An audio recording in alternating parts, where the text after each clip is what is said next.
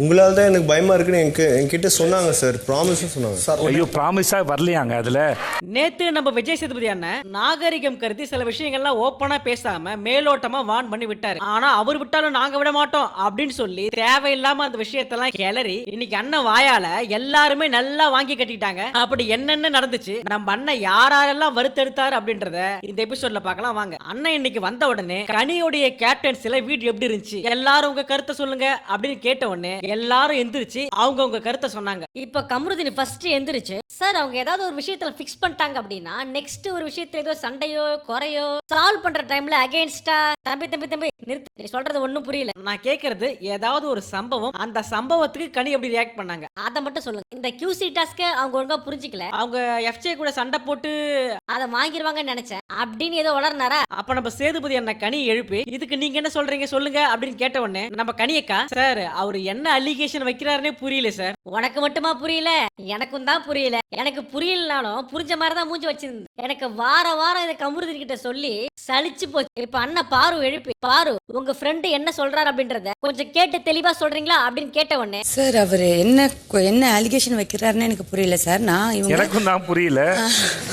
திரும்பவும் கமருதீன் ஏதோ வளர இப்போ என்ன நடந்தது அப்படின்றத கமருதீன் ஒரு அரை மணி நேரமா எக்ஸ்பிளைன் பண்ண இப்ப பாரு அதை ஷார்ட்டா டிரான்ஸ்லேட் பண்றாங்க. எனது கட்சிக்காரர் என்ன சொல்ல வருகிறார் என்றால், QCக்கு ரூல்ஸ் படி என்னன்னா ஒரு சில விஷயங்கள் வந்து நீங்க பண்ணி கொடுக்கலாம், அதுதான் ரூல் புக்ல இருக்கிறது. இப்போ கனியக்கா நினைச்சிருந்தாங்கன்னா FJவுக்கும் ஆதிரைக்கும் அந்த ரூல் எக்ஸ்பிளைன் பண்ணி, ஏன்பா இதுதான்பா ரூல், இது படி நீ போகலாம் அப்படின்னு சொல்லி இருக்கலாம். ஆனா அந்த இடத்துல அவங்க சொல்ல தவறிட்டாங்க என்பதை தான் எனது கட்சிக்காரர் சொல்கிறார். இதை கேட்ட நம்ம அண்ணன், ஏமா பிரச்சனையே ஜூஸ் கடை ஓனருக்கும் ஒர்க்கருக்கும் தான், அந்த இடத்துல அவங்க ஒரு கண்டஸ்டன்ட் தானே, அவங்க அந்த கேமை தானே பிளே பண்ண பார்ப்பாங்க, அவங்க எப்படி இதெல்லாம் சொல்ல முடியும், நான் சொல்றது கரெக்ட் தானே. இப்போ கலையரசன் டேபிள்லாம் தள்ளி விடும் போது கனி தப்புன்னு வந்து பேசினாங்க, ஆனா அது எப்படி தடுக்க முடியும்? கலை டேபிள தள்ளி விட போறாருன்னு உங்களுக்கு தெரியுமா? தெரியாதுல்ல. அந்த மாதிரி தான் அவங்களும். இப்போ நீங்க கூட தான் FJவோட டேபிள் மேல ஏறி உட்காந்து பேசுனீங்க, அப்ப வந்து அவங்க உங்களை தடுத்தாங்களா? இல்ல சார். அப்படி வந்து கனி கேட்டு இருந்தாலுமே நீங்க என்ன சொல்லிருப்பீங்க? வழக்கமா நீங்க சொல்றத நான் சொல்லவா அப்படின்னு சொல்லிட்டு நம்ம அண்ணன் பாரு மாதிரி பண்ணி காமிச்சாரு பாருங்க. நீங்க சொல்ற நான் சொல்லவா, அது என்னோட ஸ்ட்ராட்டஜி, அதோட என்னோட கேம்,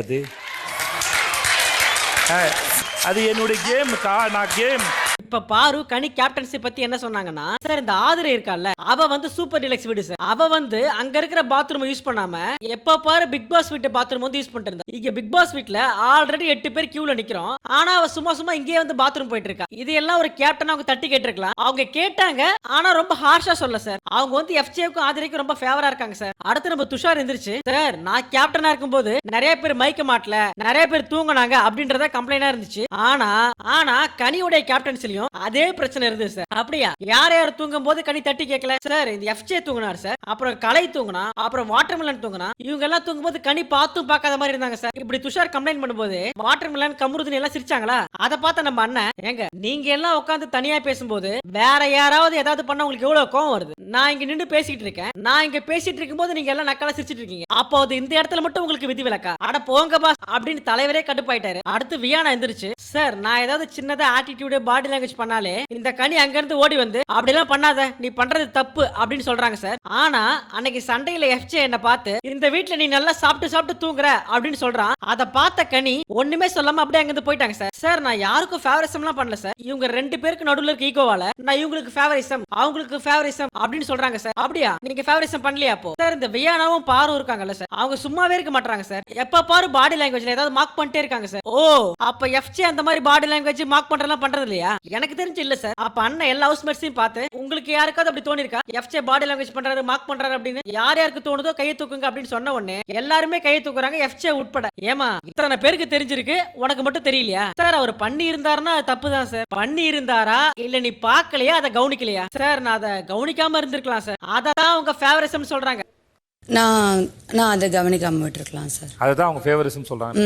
அடுத்தது கெமி எந்திரிச்சு, சார் FJவுக்கு எனக்கு ஒரு சண்டை நடந்துச்சு சார், அந்த சண்டையில கனி என்கிட்ட வந்து அட்வைஸ் பண்ணாங்களே தவிர FJ கிட்ட போய் இப்படி பண்ணாத அப்படின்னு சொன்ன மாதிரி எனக்கு தெரியல சார். அது இருக்கட்டும், அந்த சண்டையில ஒரு புது நாட்டாம வந்தாரு, அவர் யாரு? சபரி சார். அவர் என்ன சொன்னாரு? அப்ப சபரி என்ன சொன்னாருன்னா, இங்க பாரு கெமி, அவன் சூப்பர் டீலக்ஸ் வீட்டாரா பேசினானா இல்ல உன் ஃப்ரெண்ட் FJவா பேசினானா? அவன் நார்மலாவே அப்படித்தானே பேசுவான், அதனால நீ தனியா போய் பேசு அப்படின்னு சொல்லி சொன்னார் சார். கனி இதுக்கு நீங்க என்ன சொல்றீங்க? சார் கெமி எனக்கு ரொம்ப தெரியும் சார் இவங்க ரொம்ப எமோஷனலா டவுன் ஆயிருந்தாங்களா, அதனால அவங்க கிட்ட போயிட்டு நான் தலையா இருந்து 2 பேரையும் கூட்டு வச்சு பேசியிருப்பேன். ஆனா நான் கெமி மட்டும் கூட்டி இப்போதைக்கு இதை விடு அப்படின்னு சொல்லி சால்வ் பண்ணிட்டேன் சார். அப்ப பர்சனலா தெரிஞ்சா நீங்க எதுவும் கேட்க மாட்டீங்க. அப்படி பார்த்தா இங்க நிறைய பேர் பர்சனலா தெரியுமே, அப்ப அவங்க எல்லாம் சண்டை போட்டுக்கிட்டாங்கன்னா போய் எதிர்த்து எந்த கேள்வி கேட்க மாட்டீங்க, அப்படிதானே? நிறைய பேருக்கு பர்சனலா தெரிஞ்சவங்க நிறைய பேர் இருக்கிறாங்களா இல்லையா? அப்ப அவங்க பிரச்சனைக்கு அடிச்சுக்கிட்டாங்கன்னா நீங்க பேசாம இருந்துருவீங்களோ? அப்ப கடைசியா நம்ம அண்ணன் கெமி உங்களுக்கு ஒரு அட்வைஸ் பண்றேன். ஒரு பிரச்சனை நடந்ததுன்னா சரியா தவறா தானே பேசணும். ஆனா அப்படி பேசாம உங்ககிட்ட அட்வான்டேஜ் எடுத்து பிரச்சனையை திருப்பி போடுறாங்க. அப்ப அதுக்கான ஸ்பேஸ் யார் கொடுக்கறது? நீங்க தானே கொடுக்குறீங்க. இனிமே அந்த மாதிரி ஸ்பேஸ் கொடுக்காதீங்க. ஏதாவது ஒரு பிரச்சனை நடந்தா சரியா தவறான்னு மட்டும் பாருங்க. அடுத்து நம்ம அண்ணன் வியானாவை எழுப்பி, வியானா இந்த வாரம் நீங்க விளையாடுனது, சில இடத்தெல்லாம் நீங்க கரெக்டா கொஸ்டின் கேட்டது, இது எல்லாமே பிடிச்சிருந்துச்சு. ஓவராலா உங்க கேம் பிளே சூப்பரா இருந்துச்சு, அதனால நீங்க சேவ்டு அப்படின்னு சொல்லி வியானாவை ஃபர்ஸ்ட் சேவ் பண்ணாரு. அடுத்து சுபிக்ஷா, நீங்க கேம் விளையாடுனா ஏதாவது ஒரு ஸ்ட்ராட்டஜி போட்டு ஏதாவது ஒரு பிளான் பண்ணி அதை பயங்கரமா எக்ஸிக்யூட் பண்ணீங்கல்ல, அது சூப்பரா இருந்துச்சு, அதனால நீங்களும் சேவ். அடுத்து Praveen, I like the way you plate. நீங்க நம்புனீங்கல்ல எனக்கு காயின் இருந்தா போதும் என் வெற்றியை நான் தேடிப்பேன் அப்படின்னு சொல்லி நீங்க நம்புனீங்கல்ல, அது ரொம்ப பிடிச்சிருந்துச்சு, சோ நீங்களும் சேவ் அப்படின்னு 3 பேரையும் சேவ் பண்ணி தனியா உட்கார வச்சிட்டாரு. அடுத்தது எவிக்ஷன் போறதுக்கு முன்னாடி அண்ணன் எல்லார்கிட்டயும் ஒரு கேள்வி கேட்டாரு. இப்போ கேள்வி என்னன்னா, இவங்களால தனியா நிக்க முடியாது, இவங்க இன்னொருத்தங்க நிழல்ல தான் இருப்பாங்க அப்படின்னு நீங்க நினைக்கிற 2 பேர் யார் சொல்லுங்க அப்படின்னு கேட்ட உடனே பாரு, கம்ருதீன், வினோத் எல்லாமே கனி கேங்க சொல்ல, இப்ப கனி கேங்க எல்லாரும் சேர்ந்து பாரு, வினோத், கம்ருதீன் சொல்ல மாத்தி மாத்தி குத்திக்கிட்டாங்க. இப்ப மோஸ்டா பாரு அண்ட் கம்ருதீன் கேங்க யார் யார சொன்னாங்க அப்படின்னா, கனியோட நிழல்ல எஃப்ஜே, ஆதிரை, சபரி இவங்க எல்லாம் இருக்காங்க சார். அதே மாதிரி கனி கேங்க யார் யார சொன்னாங்க அப்படின்னா, சார் கம்ருதீனோட நிழல்ல பாரு அண்ட் வினோத் இருக்காங்க சார். இதுல ஒரு சில பேர் துஷாரோட நிழல்ல அரோரா இருக்காங்க, அரோராவோட நிழல்ல துஷார் இருக்காங்க, அப்புறம் எஃப்ஜே ஓட நிழல்ல ஆதிரை இருக்காங்க, கனியோட நிழல்ல எஃப்ஜே இருக்காரு. இப்படி மாத்தி மாத்தி எந்த கேங்க்கு யார் யார பிடிக்காதோ அவங்க பெரிய மாத்தி மாத்தி சொல்லிக்கிட்டாங்க. இப்போ இதுல முக்கியமான சில சம்பவங்கள்லாம் நடந்துச்சு, அதை மட்டும் நான் உங்களுக்கு சொல்றேன். இப்போ கம்ருதீன் எந்திரிச்சு, சார் துஷார் வந்து அரோராவோட நிழல்ல இருக்கான் சார், அவ்வளவுதான். அவர் கேட்ட கேள்விக்கு பதில் முடிஞ்சு போச்சு. ஆனா நம்ம கம்ருதீன் அண்ணன் அதோட நிறுத்தாம வாண்டடா ஒரு இஷ்யூவை உள்ள கொண்டு வந்தார். அது என்னன்னா, சார் என்னையும் துஷாரையும் வெசல் வாஷிங்ல போட்டாங்க சார். அப்போ நைட் எல்லாம் நான் வாஷ் பண்ணேன், அப்பெல்லாம் துஷார் வரல. அப்புறம் துஷார் காலையில வந்து அந்த ஸ்லாப் துடைக்கிறது இருந்துச்சு, அதை வந்து என்ன பண்ண சொன்ன. அப்ப நான் சொன்னேன், இல்லடா நீ நைட் ஃபுல்லா அரோரா கிட்ட பேசிட்டு இருந்த, அதனால நீயே போய் பண்ணு அப்படின்னு சொன்னேன். அப்ப அவர் ஹீட்டட் ஆகி ஒரு விஷயம் என்கிட்ட பண்ணாரு. ஆனா அதை பத்தி நான் பேச விரும்பல. இவரு சொல்லும் போது துஷார் கை தூக்க, துஷார் விளக்கம் தேவையில்ல துஷார், அவரு உஷாரா சொல்லிட்டாரு அதை பத்தி பேச விரும்பல அப்படின்னு, நாமளும் அதை அப்படியே விட்டுருவோம், சோ அதை பத்தி பேச வேணாம் அப்படின்னு சொல்லி அண்ணன் சொல்ல, இதோட விட்டு இருந்தா கூட கம்ருதீன் தப்பிச்சிருப்பார். இப்ப நாம சும்மா இருந்தாலும் நம்ம வாய் சும்மா இருக்கான்னு சொல்லுவாங்கல்ல, அந்த மாதிரி கம்ருதீன் மறுபடியும் எந்திரிச்சு நின்னு, சார் எனக்கு ஒரு மாதிரி குறையாவே இருக்கு சார். என்னப்பா குறை? சார் இந்த துஷார் பண்ணதை பத்தி யாருமே கேள்வி கேட்கல சார். அப்படியா? கேட்கலையா? துஷார் என்ன பண்ணாரு சொல்லுங்க சார். நைட் எல்லாம் ஃப்ரெண்ட் மாதிரி ஜாலியா பேசினா சார், ஆனா காலையில எந்திரிச்சு இந்த வாரம் அவன் எவிக்ஷன்ல இருக்கான், அதுக்காகவே இவன் வாண்டடா என்கிட்ட வந்து என்ன நோண்டி சண்டை போட்டான் சார். இவன் நான் நைட் ஃபுல்லா அவ்வளவு வேலை செய்யறேன், அவன் நைட் வந்து என்கிட்ட ஒரு வார்த்தை கூட கேட்கல, எனக்கு ஹெல்ப் வேணுமா அப்படின்னு சொல்லி நைட் ஃபுல்லா உட்காந்து அரோரா கூட டைம் ஸ்பெண்ட் பண்ணிட்டு இருக்கான். அதை கவர் அப் பண்றதுக்காக ஒரு சில விஷயங்கள்லாம் பண்ணா சார் அப்படின்னு சொல்லி துஷார் மாதிரி மிமிக்ரி பண்ண. அண்ணா நீங்க இருக்கிறதே இல்ல, நான் தானே எல்லா வேலையும் பாக்குறேன்ற மாதிரி ஒரு விஷயம் அப்படிலாம் பண்ணாதீங்க, சாதாரணமா சொன்னது. நான் பண்ண அப்பயே அதை கட் பண்ணி இந்த மாதிரிலாம் சொல்லாதீங்க, நார்மலா சொல்லுங்க நான் கேட்கறேன் சார். நான் கெமியை கூப்பிட்டு சொல்லி கொடுக்க சொல்லி கேட்டேன் சார். ஆனா அப்ப அவன் வாண்டடா என்கிட்ட வந்து அவன் ஹைட்டா இருக்கான், அவன் அடிச்சிருவான், நீங்க எல்லாம் அடங்கி போகணும் அப்படின்ற மாதிரி பிஹேவ் பண்ணா சார் அவன் என்கிட்ட. தம்பி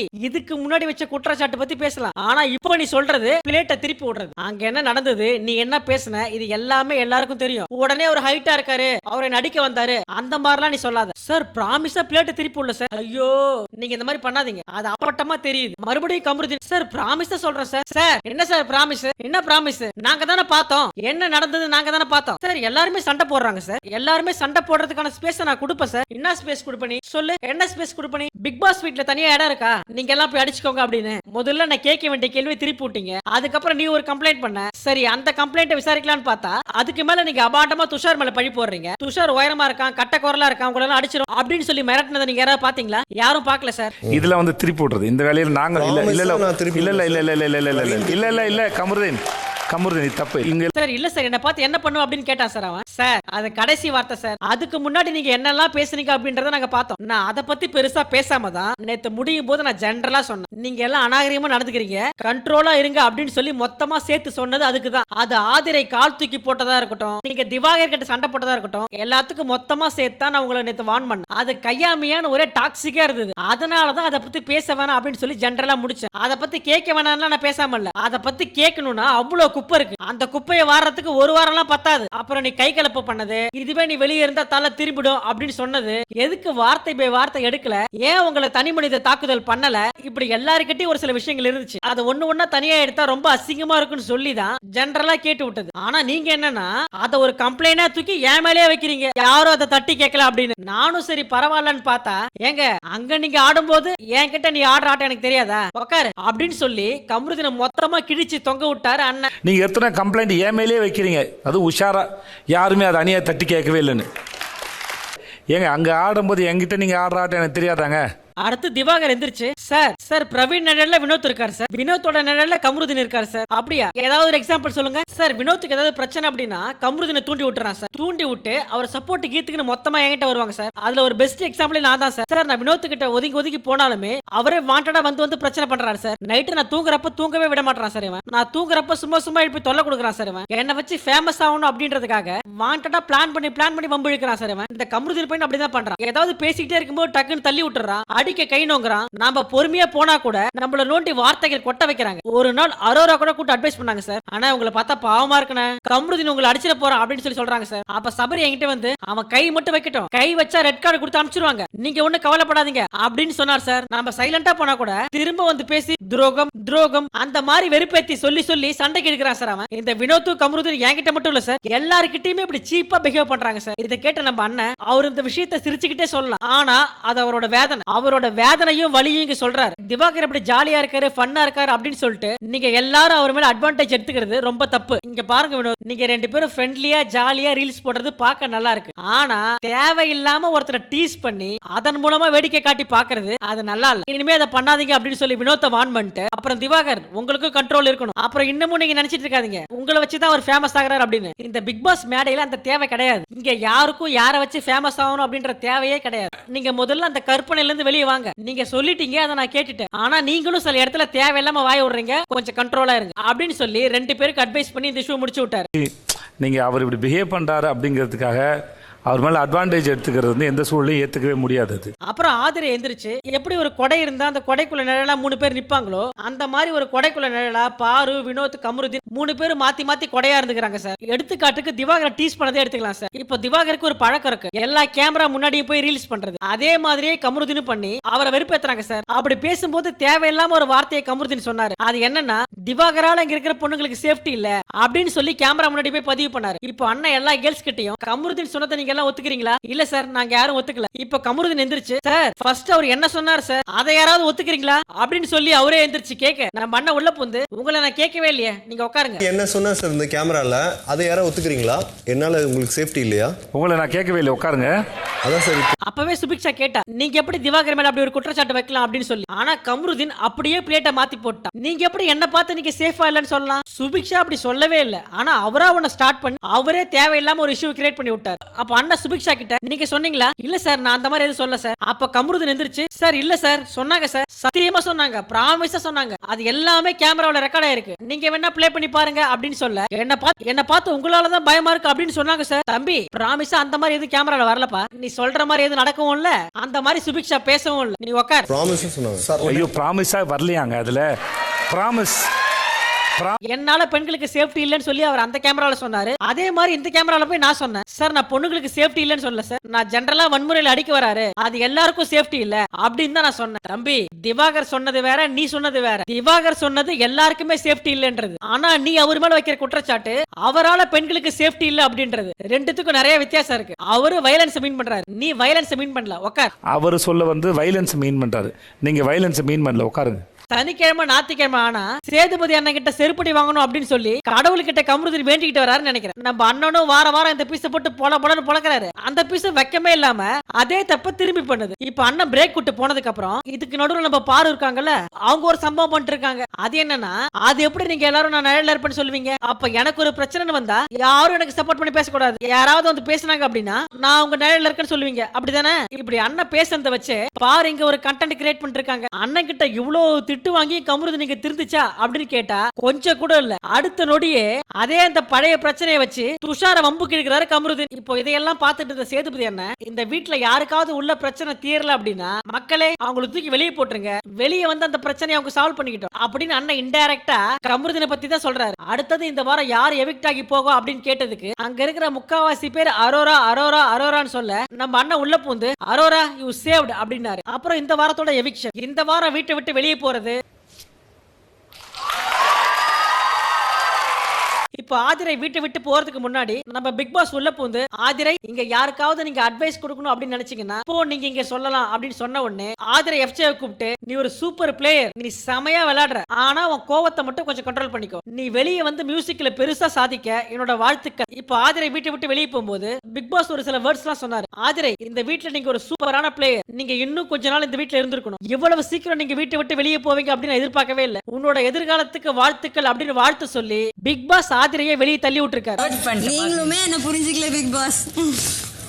ஆதிரையோட எவிக்ஷன் பத்தி நீங்க என்ன நினைக்கிறீங்க அப்படின்றத கமெண்ட்ல சொல்லுங்க. என்ன கேட்டீங்கன்னா ஆதிரை வீட்டை விட்டு வெளியே போக வேண்டிய ஆள் தான், ஆனா அதுக்கு முன்னாடி இந்த கண்டென்ட்டே தராத கலையெல்லாம் பத்தி விட்டு ஆதிரையை கொஞ்சம் லேட்டா அனுப்பிச்சிருக்கலாம். அப்புறம் வீட்டுல இருக்கிற எல்லாரும் ஒப்பாரி வச்சு பாட்டு பாடி ஆதிரையை அனுப்பிச்சு விட்டாங்க. அப்புறம் ஆதிரையோட பயண வீடியோ அதுல என்ன பெருசா இருக்க போகுது, நம்ம எதிர்பார்த்த மாதிரியே ஆதிரையும் எஃப்ஜே தான் ஃபுல்லா இருந்தாங்க. அப்புறம் நம்ம அண்ணா ஆதிரை கிட்ட எங்க தப்பாச்சு நீங்க நினைக்கிறீங்க சொல்லுங்க அப்படின்னு கேட்டதுக்கு சார் நான் பயங்கரமா டாஸ்க் எல்லாம் விளையாடுவேன் சார், அங்க இருக்கிற ஆளை கம்பேர் பண்ணும்போது நான் டிசர்விங் தான் சார், மக்கள் என்ன சரியா புரிஞ்சுக்கல அதனாலதான் நான் எவிக்ட் ஆயிட்டேன் அப்படின்னு சொல்லி சொன்னாங்க. நான் டிசர்விங், அங்க உள்ள இருக்கிறதுக்கு நிறைய பேர் டிசர்விங் இல்ல, ஆனா அவங்க இருக்காங்க நான் இருக்கேன்னா இவங்க புரிஞ்சுக்கலன்னு தான் நான் சொல்லுவேன். இப்ப நீங்க சொல்லுங்க, உண்மையாவே மக்கள் அவங்கள சரியா புரிஞ்சுக்கலையா இல்ல ஆதிரை ஒழுங்கா பெர்ஃபார்ம் பண்ணலையா? உங்க கருத்துக்களை மறக்காம கமெண்ட்ல சொல்லுங்க. அப்புறம் அண்ணன் போறதுக்கு மட்டும் எல்லாரையும் பார்த்து அடுத்த வாரம் உங்க எல்லாருக்கும் பெரிய சர்ப்ரைஸ் இருக்கு அப்படின்னு சொல்லி ஒரு குண்டை போட்டு போறாரு. எனக்கு தெரிஞ்ச அது வைல்ட் கார்டு என்ட்ரியா தான் இருக்கும். வைல்ட் கார்டுல யாரெல்லாம் உள்ள வருவாங்க அப்படின்னு நீங்க நினைக்கிறீங்களோ அவங்க பேரை கமெண்ட்ல சொல்லுங்க. இப்ப நம்ம திவாகரும் கலையும் அடுத்த வாரம் நாமினேஷன் ப்ராசஸ் பத்தி ஹெவியா டிஸ்கஸ் பண்றாங்க. நம்ம திவாகர் என்ன சொல்றாருன்னா, கலை அடுத்த வாரம் மறக்காம இந்த வினோத் கமருதீன் இருக்காங்கல்ல அவங்க ரெண்டு பேரையும் குத்தி விடு, இந்த வாரம் ஏதோ தப்பிச்சிட்டான் தலைவன், அடுத்த வாரம் ஹெவியா மாட்டுவான், நீ மறக்காம கமருதீன் வினோத்தையும் குத்து, அவங்களுக்கு மக்கள் யாருமே ஓட்டு போட மாட்டாங்க, சோ கண்டிப்பா போயிடுவாங்க அப்படின்னு சொல்லி கலையை பிரெயின் வாஷ் பண்ண. அப்புறம் நம்ம கமருதீன் வழக்கம் போல பிரச்சனை பண்ண ஸ்டார்ட் பண்ணிட்டாரு. நேரா அரோரா கிட்ட போயிட்டு நீ எப்படி திவாகர் கிட்ட அப்படி சொல்லலாம், நான் அவரை அடிச்சிருவேன், என்கிட்ட இருந்து தள்ளி இரு அப்படின்னு எப்படி சொல்லலாம்? ஆமா நீ பண்றதெல்லாம் பார்த்தா அப்படிதான் இருந்துச்சு, அவரை பார்க்க பாவமா இருந்துச்சு அதனால சொன்னேன். எனக்கு ஒண்ணு மட்டும் புரியல, உனக்கு நான் ஃப்ரெண்டா இருந்தா அவருக்கு நான் சப்போர்ட் பண்ண கூடாதா? இப்ப நம்ம துஷார் உள்ள பூந்து அவங்க கிட்ட எல்லாம் பேசாத, நீ என்கிட்ட மட்டும் பேசு. அப்ப நம்ம துஷார் உள்ள பூந்து நீ அவங்க கிட்ட எல்லாம் பேசாத, அவெல்லாம் ஒத்தே இல்ல அப்படின்னு சொல்லி அரோவை தூக்கின்னு போயிட்டாரு. இத பார்த்த கமருதீன் போ அவங்க கூட போயிரு, இதுக்கப்புறம் என்கிட்ட வந்துடாத. அவர்தான் சொன்ன அடிச்சிரு போறாரு, பாவமா இருக்கீங்க. ஆமா அவரால உன்னை எப்படி அஃபெண்ட் பண்ண முடியும்? இப்ப மறுபடியும் நைட்டு 12 மணிக்கு நம்ம தர்பூசணி கலை கிட்ட நாளைக்கு நாமினேஷன், நீ யார குத்த போற? அதுக்கு நம்ம கலை ஆனா பாருலாம் குத்தனா வேஸ்ட்னே, அவளை மக்கள் ஓட் பண்ணி சேவ் பண்றாங்க. டேய் நீ யார வேணா குத்தாம போ, ஆனா மறக்காம வினோத்தையும் கமருதீனையும் குத்துரு சரியா? நாமினேஷன் பத்தி ஓபனா டிஸ்கஸ் பண்ணவே கூடாது. ஆனா இதுங்க ரெண்டும் மணிக்கணக்கில் பேசிக்குதுங்க. இப்போ ஆதிரை வீட்ல இல்ல, இனிமே எஃப்ஜே ஓட கேம் எப்படி இருக்கும் அப்படின்றத வெயிட் பண்ணி பாப்போம். அப்புறம் அண்ணன் வேற பெரிய சர்ப்ரைஸ் இருக்கு அப்படின்னு சொல்லிட்டு போயிருக்காரு, அது என்ன அப்படின்றத அடுத்த வாரம் பாப்போம். உங்களுக்கு இந்த ரிவ்யூ பிடிச்சிருச்சு அப்படின்னா மறக்காம நம்ம பாசி ட்ரோல் சேனலை சப்ஸ்கிரைப் பண்ணிட்டு அந்த லைக் பட்டனை தட்டி விட்டு போங்க. நான் உங்களை நாளை சந்திக்கிறேன். Tata bye by.